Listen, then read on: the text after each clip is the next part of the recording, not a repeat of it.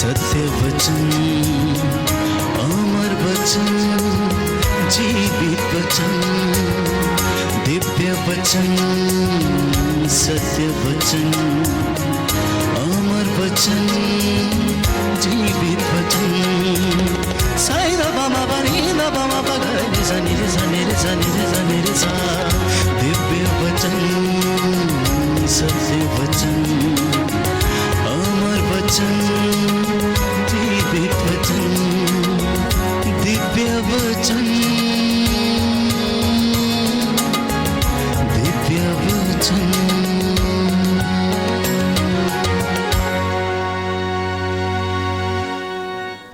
प्यारे भाई और बहनों, ईश्वर उम्र की परवाह नहीं करता, इसलिए उसने इब्राहिम को उसके बुढ़ापे में भी दर्शन दिए। वो उम्र की परवाह नहीं करता, इसलिए उसके काम अनोखे हैं, चमत्कारी हैं, इसलिए बुढ़ापे में भी उसने इब्राहिम और सारा को बच्चे का वरदान दे दिया। वो अनुभव की परवाह नहीं करता, इसलिए उसने यस्से के बेटों में से सबसे छोटे बेटे को चुना और अपनी प्रजा इज़राइल का राजा नियुक्त किया। और बाइबल कहती है ईश्वर का आत्मा दाऊद के साथ हमेशा रहता था। ईश्वर किसी रंग रूप या फिर किसी ऊंच नीच या फिर किसी छोटे बड़े का, अमीर और गरीब का परवाह नहीं करता। वो जिसे चुनता है उसे उठाता है और जिसे नहीं चुनता है, बाइबल कहती है, उसे अधोलोक से भी नीचे गिरा देता है। सुंदर वचन है प्यारे भाई और बहनों। परमेश्वर जिसे चाहता है उसे वो ऊपर उठाता, लेकिन जिसे नहीं चाहता अधोलोक से भी नीचे गिरा देता है। अब हमें क्या करना चाहिए? हमें करना यह चाहिए कि परमेश्वर को हम पसंद आए, ईश्वर को हम पसंद आए, परमात्मा को हम पसंद आए। इसलिए हम ऐसे काम करें ताकि हम उसकी नज़रों में उठें, लेकिन होता उल्टा है। हम ऐसे काम करते हैं जो दुनिया की नज़र में हमें ऊंचा तो दिखाते हैं, लेकिन परमेश्वर की नज़र में हम बड़े छोटे रहते हैं। ईश्वर की नज़र में बड़े छोटे रहते हैं। बस समस्या यही है, लोग अपनी अपने धर्म के अनुसार पूजा पाठ करते, सब कुछ करते, दान पुण्य करते, श्राद्ध लगाते, पूजा करते, चर्च जाते, संस्कारों को ग्रहण करते, पाठ करते हैं, लेकिन परमेश्वर की नज़रों में बड़े नहीं, दुनिया की नज़रों में बड़े बनने की कोशिश होती है। कि आपने कितने भंडारे लगाए, आपने कितना दान पुण्य किया, आपने क्या किया, आपने दुनियावी नज़रों में क्या किया। लेकिन बाइबल ये कहती है, यीशु ने कहा, जब तुम कोई दान देते हो तो तुम्हारा बायां हाथ ये न जानने पाए कि दाएं हाथ ने क्या दिया है। वो काम कहता है उसके लिए है, वो काम उसके लिए है प्यारे भाइयों और बहनों। इसलिए परमेश्वर आपके बीते हुए कल की परवाह भी नहीं करता कि कल आप कैसे थे, आपका जीवन कैसा था, आप कितने बुरे थे, कितने अपराधी थे, कितने बड़े गुनाहगार थे। नहीं, अगर वो ऐसी परवाह करता तो संत पौलुस को चुनता नहीं, जो मसीह के अनुयायियों को मारता था, काटता था और उन्हें मौत के घाट उतार देता था। परमेश्वर ने ऐसा कतई नहीं सोचा और उसने पौलुस को चुन लिया। पौलुस के गुनाहों को उसने माफ कर दिया। वो खूबसूरती की परवाह नहीं करता, इसलिए उसने जकरिया नबी को अपनी सेवा के लिए चुन लिया। जकरिया नबी को उसने अपनी सेवा के लिए चुन लिया। इतना ही नहीं, वो बोलने वालों की परवाह भी नहीं करता है, इसलिए मूसा को चुन लिया और मूसा इजराइलियों का नेता बन गया परमेश्वर की ओर से। और बाइबल कहती है मूसा बोल नहीं पाता था, वो तुतलाता था, उसकी जीभ थोथरी थी। इसलिए उसने मूसा से कहा कि मूसा, तू अपने भाई हारून को ले जा और ये खड़ा होकर तेरे लिए बोला करेगा, लेकिन तुझे चुनने वाला मैं हूँ, मैंने तुझे चुना। इसलिए वो बोलने की परवाह नहीं करता है कि हम कितना अच्छा बोल सकते हैं, कितना नहीं, परंतु परवाह इस बात की होती है कि मैं और आप कितने सच्चे हैं उसके साथ, मेरी और आपकी आत्मा कितनी जुड़ी हुई है उसके साथ, मैं और आप कितना त्याग और पुण्य करते हैं, कितने ईमानदार और कितने वफादार ठहरते हैं। मुझे तो सिर्फ इतना मालूम है प्यारे भाइयों और बहनों कि हमारा परमेश्वर प्रभु कभी नहीं बदलता है। Hallelujah, hallelujah, hallelujah, hallelujah. यीशु की स्तुति हो, यीशु की स्तुति हो, यीशु को धन्यवाद, यीशु को धन्यवाद, यीशु की आराधना हो, यीशु की आराधना, यीशु की महिमा हो, यीशु की महिमा, यीशु को धन्यवाद। यीशु को धन्यवाद। Hallelujah, hallelujah, hallelujah, hallelujah, hallelujah. Hallelujah. तो जब हम नित्य प्रतिदिन वचन को सुनते हैं, गीतों को गाते हैं, भजन गाते हैं, नाम जपते हैं, प्यारे भाई और बहनों, आप और मैं महसूस करते हैं कि हमारे बोझ जो हैं वो हमसे दूर हो गए हैं। प्रभु हमें सांत्वना देता है, प्रभु हमें दिलासा देता है, परमेश्वर हमसे बातें करता है। इसलिए वचन हमें बताता है, संत योहन का सुसमाचार अध्याय 15 पद संख्या 4, जो शिक्षा मैंने तुम्हें दी तुम उसके द्वारा शुद्ध हो गए हो। जो शिक्षा मैंने तुम्हें दी है तुम उसके द्वारा शुद्ध हुए, किसी दूसरे की चीज के द्वारा नहीं। योहन का सुसमाचार अध्याय 15 पद संख्या 4। इसलिए धर्म ग्रंथ की शिक्षा को सुनना, इसको पढ़ना, इस पर चलना, ये आपको शुद्ध करेगी, ये आपको बताएगी सच क्या है, झूठ क्या है, पाप क्या है, पुण्य क्या है, ईश्वर कौन है, कैसा दिखता है, कितने बड़े चमत्कार कर सकता है, आपकी जिंदगी में वो क्या कर सकता है। इजराइलियों के साथ उसने क्या किया, याकूब, इब्राहिम, इसहाक और यहोवा, परमेश्वर ने उनके साथ क्या किया, उन्हें कैसे गुलामी से छुड़ा कर लाया, और आज भी मुझे और आपको वो गुलामी से छुड़ाने के लिए नित्य प्रतिदिन तैयार रहता है। बोलिए आमीन, आमीन, हालेलुया, हालेलुया, हालेलुया, हालेलुया। यीशु की स्तुति हो, यीशु की स्तुति यीशु हो, को धन्यवाद, यीशु को धन्यवाद, यीशु की आराधना हो, यीशु की आराधना यीशु हो, की महिमा हो, यीशु की महिमा हो, यीशु को धन्यवाद, यीशु को धन्यवाद। Hallelujah, hallelujah, hallelujah, hallelujah, hallelujah. Hallelujah. तो अधिकांशतः प्यारे भाइयों और बहनों, मनुष्य ये नहीं जानता, कभी कभी वो भूल जाता है कि हम परमेश्वर के बिना अधूरे हैं। आप कितना ही पैसा क्यों ना कमा लें, कितना ही रुपया क्यों ना कमा लें, कभी कभी मन ऐसा बौरा जाता है, जिसे एक दोहे में कहा गया है कि या खाए बौराए जग ता पाए बौराए। पैसा मिले तो वो पागल हो जाता है, अगर नहीं मिलता है तो उसे प्राप्त करने के लिए पागलपन सा उसे सवार रहता है, और जब मिल जाता है तो उसे पता नहीं लगता है कि करना क्या है, उसका इस्तेमाल कैसे करना है। इसलिए याकूब के पत्र में हम पढ़ते हैं कि धन सभी बुराइयों की जड़ है, धन सभी बुराइयों की जड़ है। अगर है तो ये गलत काम करवाता है, और अगर नहीं है तो भी ये गलत काम अर्थात चोरी और ऐसे अनेक बातों में मन को उलझाता है। इसलिए एक वचन मैं आपके लिए पढ़ना चाहता हूं, रोमियो के पत्र अध्याय 6 पद संख्या 3 और उससे आगे। रोमियो का पत्र अध्याय 6 पद संख्या 3 और उससे आगे लिखा है, क्या आप लोग ये नहीं जानते कि ईसा मसीह का जो बपतिस्मा हम सबको मिला है वह उनकी मृत्यु का बपतिस्मा है। हम उनकी मृत्यु का बपतिस्मा ग्रहण कर उनके साथ दफनाए गए कि जिस तरह मसीह पिता के सामर्थ्य से मृतकों में से जी उठे, उसी तरह हम भी एक नया जीवन जिए। यदि हम इस प्रकार उनके साथ मरकर उनके साथ एक हो गए हैं तो हमें भी उन्हीं की तरह जी उठना चाहिए। बोलिए आमीन, आमीन, हालेलुया, हालेलुया। यीशु की स्तुति हो, यीशु की स्तुति यीशु हो, को धन्यवाद, यीशु को धन्यवाद, यीशु की आराधना हो, यीशु की आराधना यीशु हो, की महिमा हो, यीशु की महिमा हो, यीशु को धन्यवाद, यीशु को धन्यवाद, हालेलुया, हालेलुया, हालेलुया। हालेलुया। तो प्यारे भाइयों और बहनों, संत पौलुस रोमियो को लिखता और समझाता है कि कहता है हमें जो बपतिस्मा मिला है वो यीशु मसीह की मृत्यु का बपतिस्मा है, जिससे कि हम उनकी मृत्यु का बपतिस्मा ग्रहण करके उसके साथ दफनाए गए। अब वो जी उठा है तो हम भी जी उठेंगे, हम भी जी उठेंगे।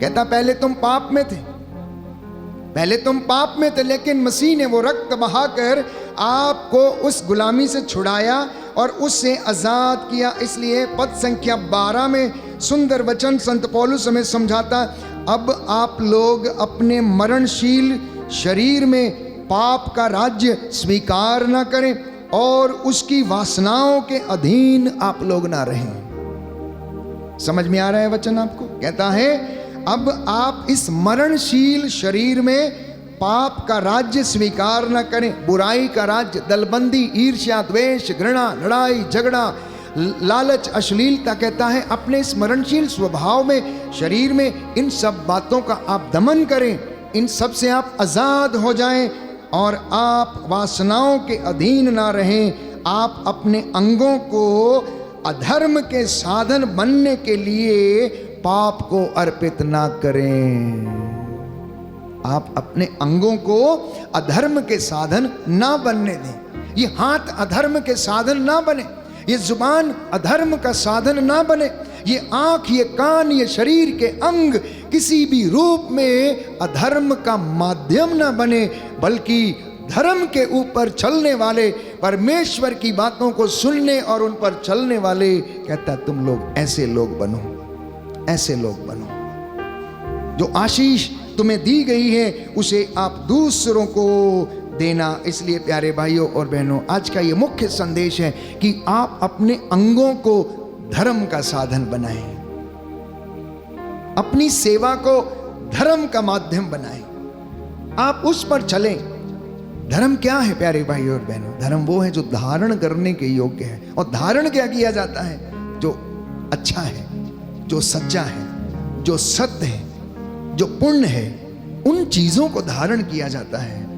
इसलिए प्रभु यीशु की शिक्षा प्यारे भाइयों और बहनों बड़ी खरी है। इसलिए शास्त्री और फरीसी कहते थे कि हम इस पर चल नहीं सकते, हम इसको सुन नहीं सकते, क्योंकि ये तो हमारे ऊपर ही कुठाराघात करते हैं, क्योंकि उनके रास्ते खराब थे।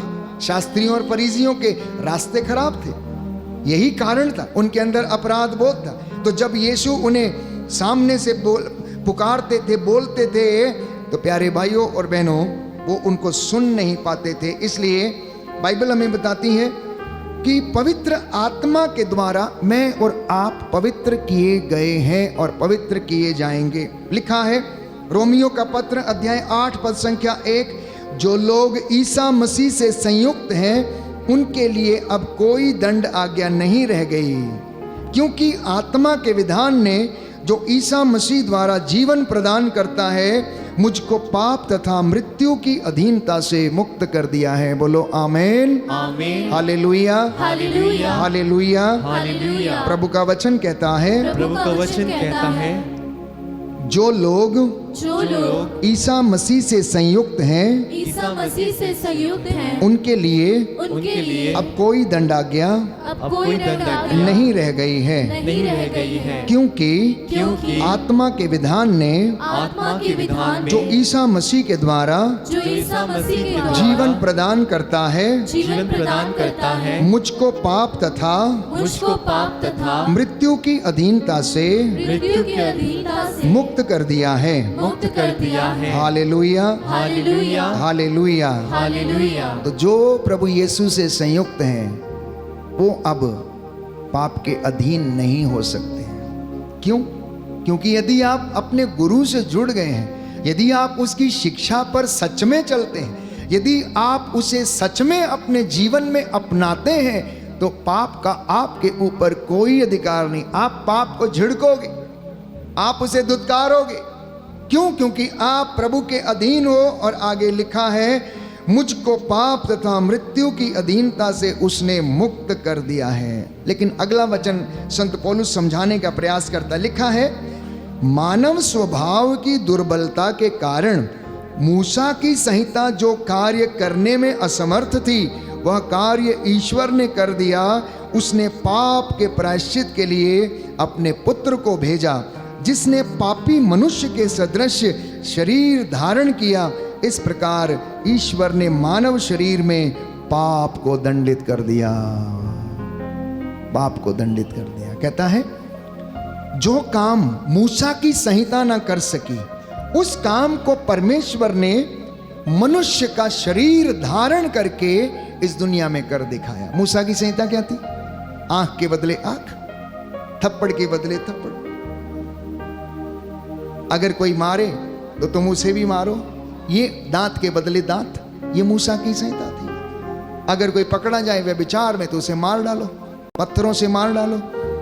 ऐसा ही तो लिखा है शुरू के 5 ग्रंथों में। प्यारे भाइयों और बहनों, बाइबल हमें यही बताती है। इसलिए बाइबल क्या कह रही है? रोमियो को लिखते हुए संत पौलुस समझा रहा है कि जो काम मूसा की संहिता न कर सकी वो यीशु मसीह ने कर दिखाया। जब पाप में पकड़ी गई स्त्री को उसके सामने लाया गया तो उन्होंने उस पर पत्थर नहीं मारा, बल्कि लोगों से कहा तुम में से जो सबसे निर्दोष हो या निष्पाप हो सबसे पहला पत्थर इस पे मारे। और बाइबल कहती है वहां पर जितने लोग खड़े थे, छोटे से लेकर बड़े तक, ये वचन है, छोटे से लेकर बड़े तक, एक एक करके सब खिसक गए। किसी ने भी व्यभिचार में पकड़ी गई स्त्री के ऊपर पत्थर नहीं मारा। और यीशु से पूछता है, बेटी तुम्हें किसी ने नहीं मारा? बोले नहीं मारा। मैं भी नहीं मारूंगा। बोले जा और आज के बाद पाप नहीं करना, जा। ये प्रभु का स्टाइल था, माफ करने का, लोगों को जिंदगी देने का। प्यारे भाइयों और बहनों, दूसरा किस्सा हम जानते हैं, शिमोन के घर में जब प्रभु यीशु बैठा हुआ था, दावत पे उन्हें बुलाया गया था। वहां पर एक स्त्री आती है जिनका जीवन थोड़ा अच्छा नहीं था, जो पाप में रहती थी। ना जाने कितने ही लोगों के साथ, प्यारे भाइयों और बहनों, उसके संबंध थे। लेकिन जब उसका कॉन्शियंस जागता है, जब उसे अपना अपराध बोध खाने लगता है, उसे पता लगता है कि यीशु शिमोन के घर में आए हुए, तो जाती है, रोती है, आंसू बहाती है, यीशु के पैरों को अपने आंसुओं से भिगोती है, धो डालती है, अपने बालों से, केशों से उसे पोंछ देती है और सबसे महंगा इत्र उसके पैरों पर लगाती है। और वहाँ बैठे हुए लोग कहते हैं, काश अगर ये नबी होता तो ये जानता कि ये स्त्री कौन है, ये जानता कि ये बलचलन है। और उनमें से, चेलों में से एक बोला, इतना महंगा इत्र बर्बाद करने की जरूरत क्या है? इसको तो बेचा जा सकता था और इसको गरीबों में बांटा जा सकता था। अब सुनिए ध्यान से, प्रभु ने कहा कि गरीब तो सदा तुम्हारे साथ रहेंगे, लेकिन मैं तुम्हारे साथ नहीं रहूंगा। गरीब तो सदा तुम्हारे साथ रहेंगे, लेकिन मैं सदा तुम्हारे साथ नहीं रहूंगा। तो यहाँ एक बात स्पष्ट होती है कि जो कार्य आपने यीशु मसीह के लिए नहीं किया, प्यारे भाइयों और बहनों, उसकी कोई कीमत नहीं है। आप चाहे जितना भी लोगों को मर्जी खुश करते रहो, अगर आपका दुख, आपकी सफरिंग परमेश्वर के लिए नहीं, मसीह के लिए नहीं, यीशु के लिए नहीं, तो वो यूजलेस है। वो मेरे और आपके मन को खुश करने के लिए है। चाहे वो कितना ही बड़ा दान, कितना ही बड़ा चंदा, कितनी बड़ी सेवकाई क्यों ना हो, यदि वो प्रभु के लोगों के काम नहीं आती, यीशु के काम नहीं आती, तो प्रियजनों वो बेकार है। हालेलुया। दाहिना हाथ उठाकर अंगीकार करेंगे, हालेलुया। हालेलुया। यीशु की स्तुति हो, यीशु की स्तुति हो, यीशु को धन्यवाद, यीशु को धन्यवाद, यीशु की आराधना हो, यीशु की आराधना, यीशु की महिमा हो, यीशु की महिमा, यीशु को धन्यवाद, यीशु को धन्यवाद। Hallelujah, hallelujah. हालेलुया। हालेलुया। तो प्रियजनों, आध्यात्मिक जीवन एक संघर्ष है, धार्मिक जीवन जीना एक संघर्ष है। Whenever you and me come and sit here, जब भी हम आते हैं आराधना करने, प्रार्थना करने, ये बात जब मंदिर की आती है, चर्च जाने की आती है, तो ये अपने आप में एक संघर्ष है। Spiritual life is a war. आराधना करना, बैठना, 2 घंटे वचन को सुनना, सत्संग करना, ये अपने आप में एक युद्ध करने के जैसा है। क्योंकि आपको बहुत सारे प्रलोभन इस वक्त अपनी ओर खींच रहे होंगे। कुछ लोग सोच रहे होंगे, कहाँ इतना लंबा प्रवचन दे रहे फादर, जाना चाहिए, मेरी घड़ी जोत रही, मेरी बस छूट रही, मेरा ये हो रहा है, मेरा ये हो रहा है, मेरा बैल प्यासा है, मेरी गाय प्यासी है, भूखी है, मुझे जाना चाहिए, मेरा बच्चा रो रहा है, मुझे ऐसा करने। बहुत सारी बातें आपको लगता है कि इम्पोर्टेंट होंगी और मुझे जाना चाहिए, लेकिन अंदर ही अंदर एक आवाज़ आ रही, नहीं नहीं नहीं नहीं, शायद दोबारा मौका ना मिले इसलिए हम आज बैठे रहेंगे। तो अंदर ही अंदर एक द्वंद्व चलता रहता है, अंदर ही अंदर एक लड़ाई चलती रहती है, जाऊं ना जाऊं, बैठूं ना बैठूं, करूं ना करूं। परमेश्वर ने कहा सप्ताह में 7 दिन है, 6 दिन तुम्हारे काम के हैं और 1 दिन विश्राम का है। तो आज का जो दिन है वो परमेश्वर का है। इसलिए मैं आप सबों से कहता हूं 6 दिन काम करिए, 7वें दिन विश्राम करिए। कैसे? सो के नहीं, परमेश्वर के साथ विश्राम करना, अपने कामों में उसको याद करना। और अगर कोई परमेश्वर के दिन में से चोरी करता है तो वो सबसे बड़ा चोर है, याद रखना। परमेश्वर के दिन में से या उसके समय में से चोरी करता है तो वो सबसे बड़ा चोर है। इस चीज़ की माफ़ी आपको नहीं मिलेगी। दूसरी चोरी की शायद माफ़ी आपको मिल जाए, लेकिन अगर कोई व्यक्ति, बाइबल कहती है जो व्यक्ति ये जानता है कि उसे क्या करना चाहिए और यदि नहीं करता है तो उसे पाप लगता है। और अगर मसीह व्यक्ति, भक्त, अनुयायी, यीशु का शागिर्द ये जानता है कि विश्राम का दिन उसके लिए कितना महत्वपूर्ण है, कलीसिया में विश्राम दिवस का क्या महत्व है, संस्कारों को योग्य रीति से ग्रहण करने का क्या महत्व है, यदि वो उन्हें ऐसा नहीं करता तो बाइबल कहती उसे पाप लगता है, उसे पाप लगता है, उसे पाप लगता है। एक जगह पर बाइबल में ये लिखा हुआ, अगर मैं प्रार्थना नहीं करता तो मुझे पाप लगता। अगर मैं प्रार्थना नहीं करता तो मुझे पाप लगता। इसलिए प्यारे भाई और बहनों, प्रभु का दिन पवित्र रखना। अपने घर में आज बैठकर अपने 100 काम करिए, कपड़े धोइए, नो प्रॉब्लम। आजकल तो टेक्नोलॉजी इतनी एडवांस है, आप अपनी ऑटोमेटिक वॉशिंग मशीन में डाल दो, सुबह डालेंगे तो दोपहर को सूखे हुए मिलेंगे आपको। परमेश्वर ने सारी सुविधाएं आप लोगों को मुहैया कराई हैं। तो महत्वपूर्ण बात यह है, जो परमेश्वर का है परमेश्वर को देना, और जो सीजर का है अर्थात जो कैसर का है वो कैसर को देना। कहने का मतलब है जो सांसारिक चीज़ों की जो काम है वो आप सांसारिक जीवन में करिए, लेकिन जो ईश्वर को रिजर्व है वो हमें ईश्वर, तब हमारे कामों में बरकत मिलती है। Hallelujah, hallelujah. यीशु की स्तुति हो, यीशु यीशु को धन्यवाद, यीशु को धन्यवाद, यीशु की आराधना हो, यीशु की आराधना, यीशु की महिमा हो, यीशु की महिमा, यीशु को धन्यवाद, यीशु को धन्यवाद। Hallelujah, hallelujah, hallelujah. हालेलुया। हमें गीत गाएंगे। मैं कह रहा था आप मन्नतें करो और प्रभु से बोलो कि आपको क्या चाहिए। एक सुंदर गीत है, मुझको छिपा लहू में, मुझे पाक साफ कर। आज आप आए हैं, प्रभु के दरबार में आए हैं, तो अपनी मन्नतों को रखना। आप में से कुछ हैं जिनके परिवार में बहुत कर्जे हैं, हो सकता है किसी के पास संतान नहीं है, हो सकता है कुछ मनमुटाव हैं, हो सकता है ज़िंदगी में कुछ काम बन नहीं रहे हैं, पूरे नहीं हो रहे हैं, बच्चों में समस्या है, उन्नति नहीं है, हो सकता है कर्ज है, हो सकता है गलती कर दी है और उसकी सज़ा भुगत रहे हैं। तो माफ़ी मांगना, प्रभु से कहना कि प्रभु मुझे अपने लहू में छिपा और मुझे आशीर्वाद प्रदान कर जीवन दे।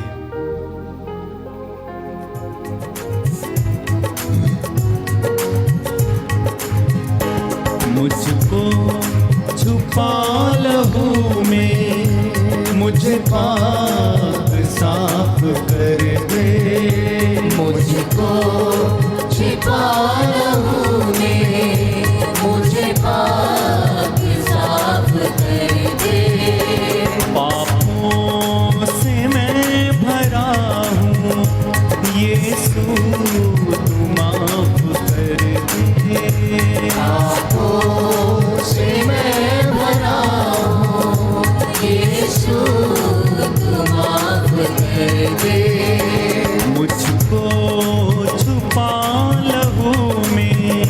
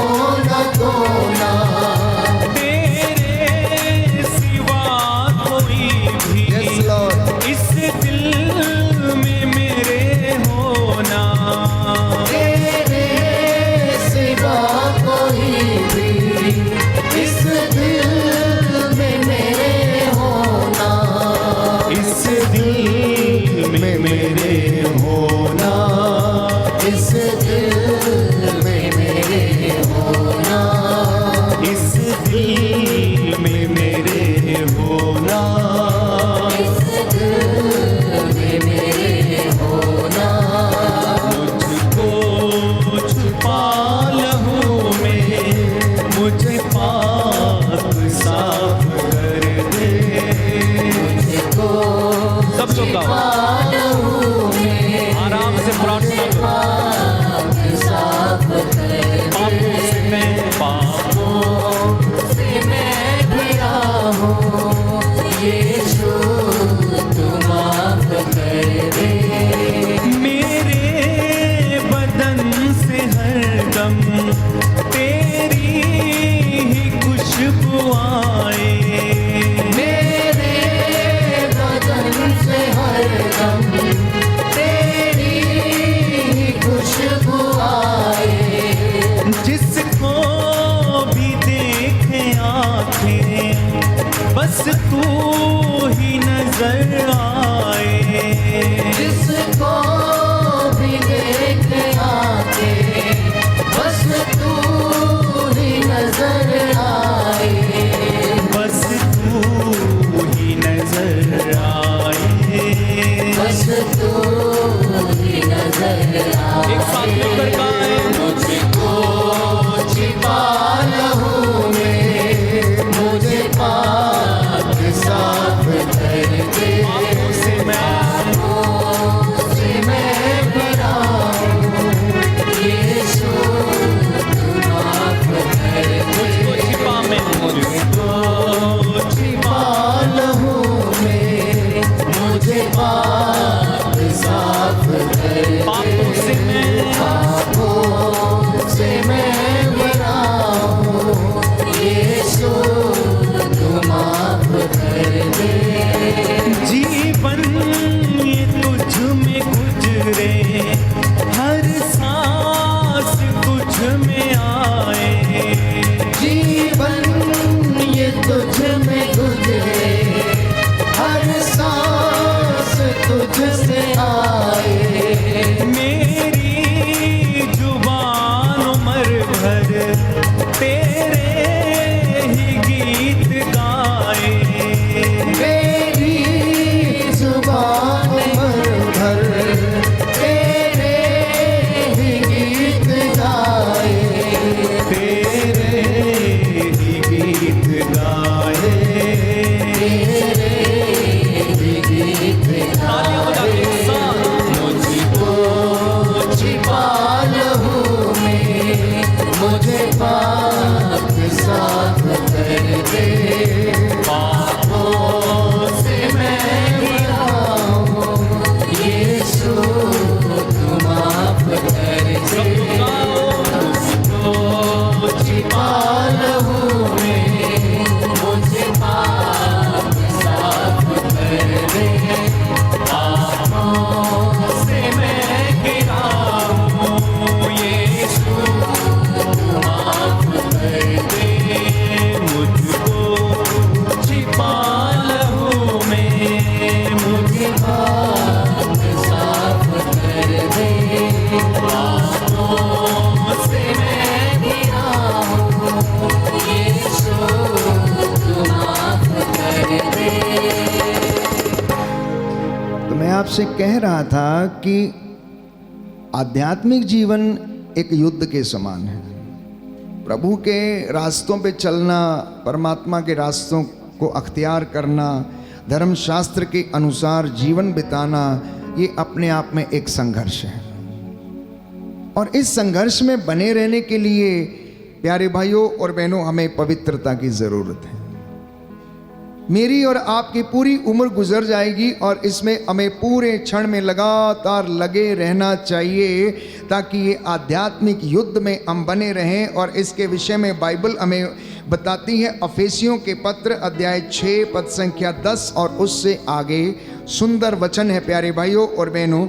अंत में यह कि आप लोग प्रभु से उसके अपार सामर्थ्य से बल ग्रहण करें, आप ईश्वर के अस्त्र शस्त्र धारण करें, जिससे कि आप शैतान की धूर्तता का सामना करने में समर्थ हों। क्योंकि हमें निरे मनुष्यों से नहीं, बल्कि इस अंधकारमय संसार के अधिपतियों, अधिकारियों तथा शासकों और आकाश की दुष्ट आत्माओं से संघर्ष करना पड़ता है। देखिए, पवित्र शास्त्र हमें समझा रहा, मेरी लड़ाई आपकी लड़ाई आपके भाई बहन से नहीं है, आप पति पत्नी की लड़ाई आपसे नहीं है, आपस में नहीं है, परंतु इस अंधकार में संसार के अधिपतियों, शासकों, शैतान की धूर्तता और दुष्ट आत्माओं से है, जो इधर उधर विचरती फिरती हैं, जो आपको प्रलोभन में डालती हैं, पाप करने को उकसाती हैं, शोषण, अत्याचार, मार पिटाई, गाली गलौज,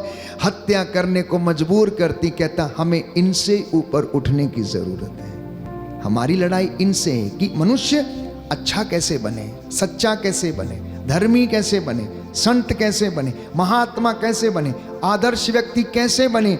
लेकिन अन्य चीजें, ये आकाश की दुष्ट आत्माएं और ये संसार की बुराइयां और प्रलोभन उसको बढ़ने नहीं देती हैं। आगे लिखा है, इसलिए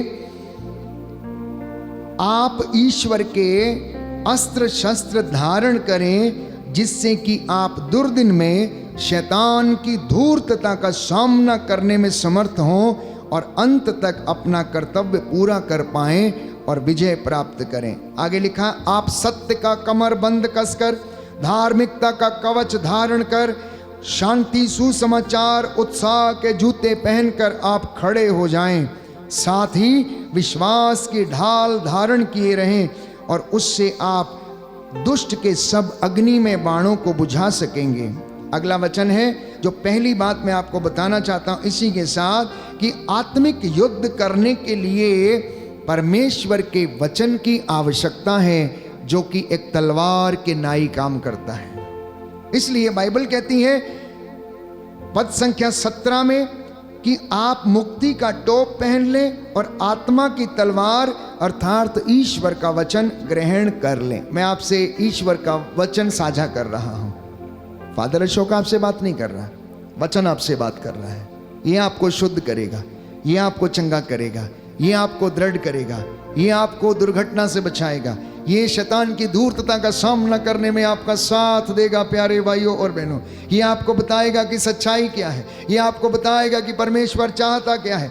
आगे लिखा है, दूसरा जो उपाय आत्मिक युद्ध में बने रहने के लिए है, पद संख्या 18, आप लोग हर समय आत्मा में सब प्रकार की प्रार्थना तथा निवेदन करते रहें। आप लोग जागते रहें और संतों के लिए निरंतर विनती करते रहें। बोलिए आमीन, आमीन, हालेलुया, हालेलुया। यीशु की स्तुति हो, यीशु की स्तुति यीशु को हो, धन्यवाद, यीशु की आराधना हो, यीशु की महिमा हो, यीशु की महिमा यीशु हो, को धन्यवाद, यीशु को धन्यवाद, हालेलुया, हालेलुया, हालेलुया। हालेलुया। तो दो उपाय मैंने आपको बताए इस आत्मिक युद्ध को लड़ने के लिए, स्पिरिचुअल वॉरफेयर में बने रहने के लिए। पहली बात कि आप ईश्वर का वचन जो तलवार के रूप में आपको दिया गया, इसको लेकर आगे बढ़ें।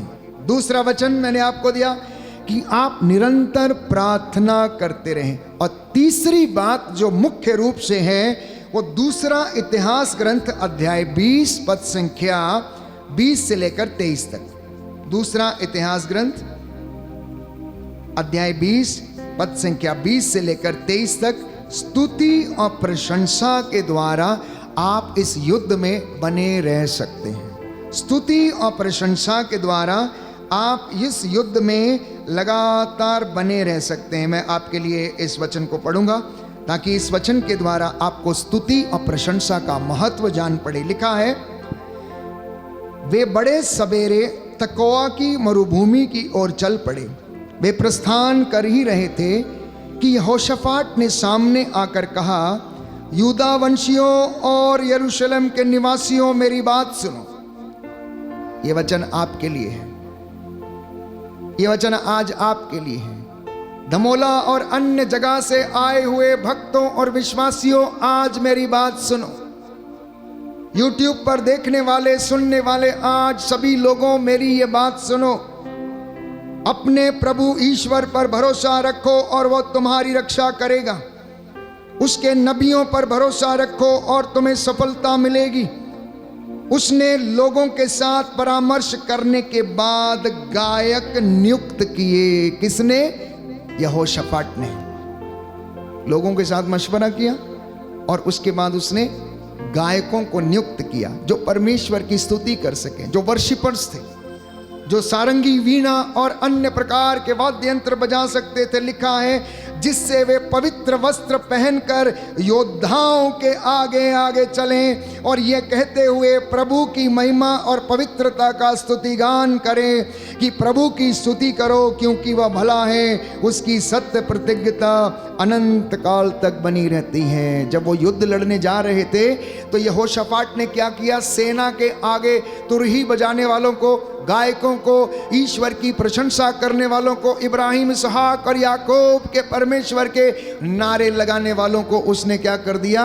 नियुक्त कर दिया, ताकि वो पवित्र वस्त्र पहनकर सेना और वीर योद्धाओं के आगे आगे चलें और उन्हें ललकारें। आगे लिखा है जब उन्होंने जयकार और स्तुतिगान करना प्रारंभ किया तो प्रभु ने यूदा पर आक्रमण करने वाले अम्मोन, मोआब और सेईर के पहाड़ी प्रदेश के निवासियों में फूट डालने वालों को भेज दिया। देखिए परमेश्वर के काम, जिससे वे आपस में ही लड़ने लगे हैं। आए थे यहोशापाट और प्रभु के लोगों को मारने और सताने के लिए, लेकिन जब परमेश्वर की जय के नारे गूंजे, जब परमेश्वर की स्तुति प्रशंसा की गई, तो परमेश्वर ने प्रसन्न होकर उन अम्मोनियों और मोआबियों के बीच में क्या कर दिया? उनमें आपस में ही फूट डाल दी और वो आपस में ही लड़ने लगे। लिखा है अम्मोनी और मोआबी लोगों ने सेईर की पहाड़ी प्रदेश के निवासियों पर आक्रमण किया और उनका पूर्ण रूप से विनाश कर दिया। इसके बाद वे एक दूसरे को मारने और काटने लगे। जब आप स्तुति करते हैं, प्रशंसा करते हैं, गीत गाते हैं, भजन गाते हैं, प्यारे भाइयों और बहनों, स्वर्ग में हलचल होने लगती है। जब आप इस जगह पर बैठ के गाते हैं, क्यों लोगों को यहाँ से बहुत सारे वरदान मिलते हैं? क्यों लोगों को संतानों के वरदान, बीमारियों से चंगाइयाँ क्यों मिलती हैं? जानते हैं आप इसका रहस्य? जानते हैं आप? क्योंकि लगातार यहाँ पर स्तुति प्रशंसा जारी रहती है। लगातार परमेश्वर के जयकारे और उसकी गीत और मध्यस्थता यहाँ पर चालू रहती है और ऊपर खलबली मची रहती है कि आज दमोला के लोगों को किस चीज़ की ज़रूरत है, आज बैंड फॉर जीसस टीम के मध्यस्थता करने वालों को किस चीज़ की ज़रूरत है, किसके लिए प्रार्थना हो रही है, अभी किसको वरदान देना है। यही कारण है। उसका एक उदाहरण ही है प्यारे भाई और बहनों, दुखों में, कष्टों में जो हमारे भाई बहन है, जब उनके लिए प्रार्थना किया जाता है, स्तुति किया जाता है, तो आप देखना कि परमेश्वर उनके बंधनों को तोड़ता है। इसलिए आराधना में बैठना, स्तुति में बैठना, प्रशंसा में बैठना, ये परमेश्वर को बहुत पसंद है। इसमें कंजूसी नहीं करना। जितनी देर वर्शिप कर सकते हैं आप करना। वर्शिप करते करते आप चंगे हो जाएंगे। वर्शिप करते करते आप ट्रांसफॉर्म हो जाएंगे। नया जीवन आपको मिलेगा और आप नए व्यक्ति बनेंगे। और उसका एक उदाहरण मैंने आपको दिया कि अगर जब यहोशापाट ने लोगों को स्तुति, प्रशंसा, गीत, भजन, नाम जपने के लिए उन्हें नियुक्त किया, तो परमेश्वर ने उनके विरोधियों में फूट डाल दी और वो आपस में लड़के मरने लगे। क्योंकि जब यहाँ आप गाने लगते हैं, तालियां बजाने लगते हैं, आंसू बहाने लगते हैं, तो स्वर्ग में हलचल होती है कि जाओ और इनको देखो कि कोई आया है, द्वार पर खटखटा रहा है, इतनी जोर से गीत गा रहा है, हमें पुकार रहा है, यीशु आ, यीशु आ, प्रभु आ, आत्मा आ, हमें भर। तो प्यारे भाई और बहनों, यहाँ से भक्त खाली नहीं जा सकता है। तो सच्चा है, सच्चे हृदय से उसकी स्तुति करता है, वो खाली नहीं जा सकता। और यही कारण है कि आप यहाँ पर आते हैं। यही कारण है कि प्रभु आपको अपनी ओर आकर्षित करता है। यही कारण है कि पवित्र आत्मा आपको समझाता है कि किस तरह प्रार्थना करनी है, किस तरह से गीत गाना है, किस तरह से उसकी हुजूरी में रहना है। और चौथी बात, यदि आप आत्मिक युद्ध में बने रहना चाहते हैं तो जितना बड़ा पाप है उतना बड़ा प्रायश्चित होना चाहिए। और उस पाप के प्रायश्चित के लिए सबसे अच्छा उपाय है उपवास। उस पाप के प्रायश्चित के लिए सबसे अच्छा उपाय है उपवास, जिसके विषय में बाइबल हमें यशाया नबी के ग्रंथ अध्याय 58 पद संख्या 6 और उससे आगे समझाती है। आप जिनके पास बाइबल है, आप लोग घर में हैं, आप जरूर पढ़ना इसको, अध्याय 58 पूरा पढ़ना कि सच्चा उपवास क्या है। सच्चा उपवास क्या है? क्या अन्न का उपवास? केवल अन्न का उपवास आपका पेट अच्छा करेगा, आपको थोड़ा सा वेट कम कर देगा, ज्यादा कुछ नहीं करेगा। गंदे विचारों का उपवास, अश्लीलता का उपवास, धूम्रपान का उपवास, नशे का उपवास, अश्लीलता, घमंड, ईर्ष्या, द्वेष का उपवास, प्रभु ये चाहता है। अपनी रोटी भूखों के साथ बांटना, ये उपवास है। ऐसा वाला उपवास करना, ये थोड़ी सुबह से भूखे हैं और शाम को भरपेट थाली जमा के खा लिया, और जो सुबह का नहीं खाया वो भी जमा करके रखा हुआ, किसी गरीब के मुख का निवाला भी नहीं बना, तो वो उपवास नहीं। कहता है मैं ऐसा दिन का प्रतीक्षा कर, क्या मैं ऐसा उपवास चाहता हूं? No no no no no no बोलते, I don't want like this. मैं ऐसी फास्टिंग नहीं चाहता हूं, मैं ऐसी फास्टिंग नहीं चाहता। तुम कहता उपवास करते हो, तुम लड़ते झगड़ते हो, करारे मुक्के मारते हो, गाली गलौज करते हो, क्या ऐसे उपवास से तुम्हारी सुनवाई होगी? फक्र कीजिए कि कोई व्यक्ति अगर सुबह से लेकर शाम तक उपवास कर रहा है और अपने ही घर में लड़ाई झगड़ा कर रहा है, या फिर गंदी गालियां दे रहा है, या बुरे विचार षड्यंत्र रच रहा, तो क्या ये उपवास है? प्रभु कहता मैं ऐसा उपवास नहीं चाहता हूं। मैं जो उपवास चाहता हूं वो ये है कि तुम उपवास किया हो, भोजन, अपना भोजन तुम गरीबों के साथ बांटो। गंदे विचारों, अश्लीलता, हर एक प्रकार की बुराई से आप तौबा करो और उस चीज़ का उस दिन उपवास करो। इसलिए मैंने समझाने का कई बार प्रयास किया, जो अन्न आप उपवास का करते हैं और घर में वो बचता है, उसको आपके घर में रहने का अधिकार नहीं। उस शाम को उसको किसी ऐसे ज़रूरतमंद के मुख का निवाला बनना चाहिए जिसकी कोई देखभाल करने वाला नहीं, तब वो आपका उपवास समझा जाएगा, तब वो आपका उपवास समझा जाएगा। पांचवी बात, युद्ध में बने रहने के लिए, आत्मिक युद्ध में बने रहने के लिए यीशु के लिए गवाही देना। Book of revelation chapter 12 verse 11, प्रकाशना ग्रंथ अध्याय 12 पद संख्या 11 में हम पढ़ते हैं। प्यारे भाइयों और बहनों, अगर आप आत्मिक युद्ध में बने रहना चाहते हैं तो मुझे और आपको गवाही देनी पड़ेगी।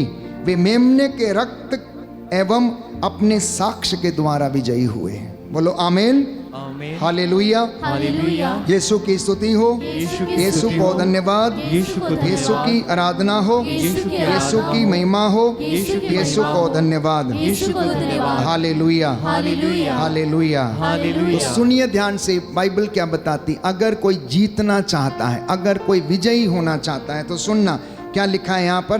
प्रकाशित वाक्य अध्याय 12 पद संख्या 11, मैंने स्वर्ग में किसी को ऊंचे स्वर में यह कहते हुए सुना, अब हमारे ईश्वर की विजय, सामर्थ्य तथा राजत्व और उसके मसीह का अधिकार प्रकट हुआ है, क्योंकि हमारे सारे भाइयों का वह अभियोक्ता नीचे गिरा दिया गया है, जो दिन रात ईश्वर के सामने उस पर अभियोग लगाया करता था। अगला वचन है पद संख्या 11, वे मेमने के रक्त और अपने साक्ष्य के द्वारा उस पर विजयी हुए, क्योंकि उन्होंने अपने जीवन का मोह छोड़कर मृत्यु का स्वागत किया, इसलिए विजय हो गए। जीवन का मोह छोड़ दिया, संसार का मोह छोड़ दिया, वो परमेश्वर के पीछे लग गए, उन्होंने पवित्र वस्त्र धारण किए।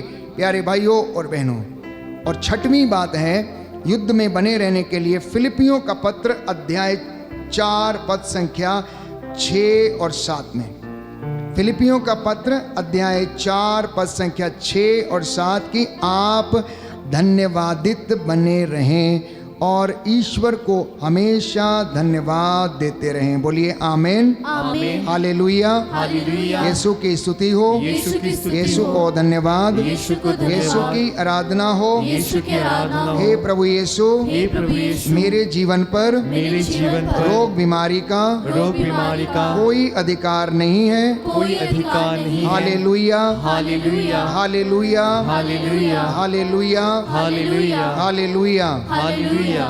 लिखा है चिंता न करें, किसी बात की चिंता न करें, हर जरूरत में प्रार्थना करें और विनय तथा धन्यवाद के साथ ईश्वर के सामने अपने निवेदन प्रस्तुत करें। दाहिना हाथ उठाकर वचन बोलेंगे हालेलुया। हालेलुया। प्रभु कहता है प्रभु कहता है किसी बात की चिंता न करें, किसी बात की चिंता न हर करें, जरूरत में प्रार्थना करें, हर जरूरत में प्रार्थना करें, विनय तथा धन्यवाद के साथ विनय तथा धन्यवाद के ईश्वर साथ के सामने ईश्वर के सामने अपने निवेदन प्रस्तुत करें अपने निवेदन प्रस्तुत और करें ईश्वर की शांति और ईश्वर की शांति जो हमारी समझ से परे है, जो हमारी समझ से परे है, आपके हृदयों आपके हृदय और विचारों को और विचारों को ईसा मसीह में ईसा मसीह में सुरक्षित रखेगी। सुरक्षित रखेगी। आमीन, आमीन। Hallelujah, hallelujah, hallelujah. हालेलुया। सातवीं बात इस स्पिरिचुअल वॉर में बने रहने के लिए, आत्मिकता में बढ़ने के लिए, वो है पवित्रता में रहकर आत्मिक युद्ध करना। पवित्रता में रहकर आत्मिक युद्ध करना। यदि आप वचन पढ़ना चाहते हैं, कुरिन्थियों का पहला पत्र अध्याय 6 पद संख्या 12 और उससे आगे, कि पवित्रता में रहकर हम इस युद्ध में बने रह सकते हैं, इसको हम लड़ सकते हैं, शैतानी दुष्ट आत्माओं का सामना हम कर सकते हैं जब हम पवित्रता में बने रहते हैं। इसलिए पवित्र वचन हमें बताता है प्यारे भाइयों और बहनों, कुरिन्थियों का पहला पत्र अध्याय 6 पद संख्या 12 और उससे आगे, मुझे सब कुछ करने की अनुमति है किंतु सब कुछ हितकर नहीं है। सुन लीजिए ध्यान से आप जो वचन सुन रहे हैं। पौलुस ये कहता है कि मुझे सब काम करने की अनुमति है, लेकिन सब कुछ मेरे लिए हितकर नहीं है, लाभदायक नहीं है। इसलिए जो लाभदायक नहीं है मैं उसे नहीं करूंगा, मैं पवित्रता में बना रहूंगा। आगे लिखा है, मुझे सब कुछ करने की अनुमति है किंतु मैं किसी भी चीज का गुलाम नहीं बनूंगा। मैं किसी भी चीज का गुलाम नहीं बनूंगा। भोजन पेट के लिए है और पेट भोजन के लिए। ईश्वर दोनों का अंत कर देगा, किंतु व्यभिचार के लिए नहीं, बल्कि प्रभु के लिए है और प्रभु शरीर के लिए है। ईश्वर ने जिस तरह प्रभु को पुनर्जीवित किया, उसी तरह वह हम लोगों को भी अपने सामर्थ्य से पुनर्जीवित करेगा। इसलिए वो कहता है, क्या तुम नहीं जानते कि तुम्हारा शरीर ईश्वर का मंदिर है? क्या तुम नहीं जानते कि तुम्हारा शरीर पवित्र आत्मा का मंदिर है? जो इसे नष्ट करेगा मैं उसे नष्ट कर दूंगा, जो इसे नष्ट कर देगा मैं उसे नष्ट करूंगा। इसलिए संत पौलुस ने यह बताया रोमियो के पत्र में कि आप अपने अंगों को ईश्वर के साधन बनाइए, धर्म के साधन बनाइए, प्रभु के कामों के साधन बनाइए, और वो आपको और मुझे आशीर्वाद प्रदान करेगा। और एक अंतिम वचन इस विषय में कि इस आत्मिक युद्ध में यदि आपको बने रहना है, फॉर एग्जाम्पल जो लोग प्रार्थना करने जाते हैं, जो लोग ले हैंड प्रेयर करते हैं, या फिर जो लोग मध्यस्थता करते हैं, या लोगों की अगुवाई करते हैं, या वर्शिपर हैं, या प्रचार करते हैं, उनको अगर इस आत्मिक युद्ध में बने रहना है, या फिर जो लोग वचन को सुनते साधना में भाग लेते हैं, तो प्यारे भाइयों और बहनों, एक सुंदर वचन है, आप ईश्वर के अधीन रहें, आप ईश्वर के अधीन रहें। याकूब का पत्र अध्याय 4 पद संख्या 7 से 10, याकूब का पत्र अध्याय 4 पद संख्या 7 से 10 सुंदर वचन है। इसको हम पढ़ेंगे और दोहराएंगे और याद करेंगे। प्रभु इन वचनों के द्वारा मुझे और आपको आशीर्वाद प्रदान करे। बोलो आमीन, आमीन। Hallelujah, hallelujah, hallelujah. हालेलुया। प्रभु का वचन कहता है, प्रभु का वचन कहता है, आप लोग ईश्वर के अधीन रहें, आप लोग ईश्वर के अधीन रहें, शैतान का सामना करें शैतान का सामना करें, और वह आपके पास से और वह आपके पास से भाग जाएगा। भाग जाएगा। ईश्वर के पास जाएं ईश्वर के पास जाए और वह आपके पास आएगा। और वह आपके पास आएगा। पापी अपने हाथ शुद्ध करें, पापी अपने हाथ शुद्ध करें, कपटी अपना हृदय पवित्र करे, कपटी अपना हृदय पवित्र करें, अपनी दुर्गति पहचान कर शोक मनाए अपनी दुर्गति पहचान कर शोक और मनाए आंसू बहाए। और आंसू बहाए। आपकी हंसी आपकी हंसी शोक में शोक में और आपका आनंद और आपका आनंद विषाद में बदल जाए। शान में बदल जाए। प्रभु के सामने प्रभु के सामने दीनहीन बने दीनहीन बने और वह आपको और वह आपको ऊंचा उठाएगा। ऊंचा उठाएगा। आमीन, आमीन। हालेलुया। हालेलुया। हे प्रभु यीशु, हे प्रभु यीशु, आपका एक एक वचन आपका एक एक वचन मेरे जीवन में मेरे जीवन में उद्धार का कारण बन जाए। उद्धार का कारण बन जाए। Hallelujah, hallelujah. Hallelujah, hallelujah. Hallelujah, hallelujah. Hallelujah, hallelujah. Hallelujah, hallelujah. Hallelujah, hallelujah. Hallelujah. Hallelujah.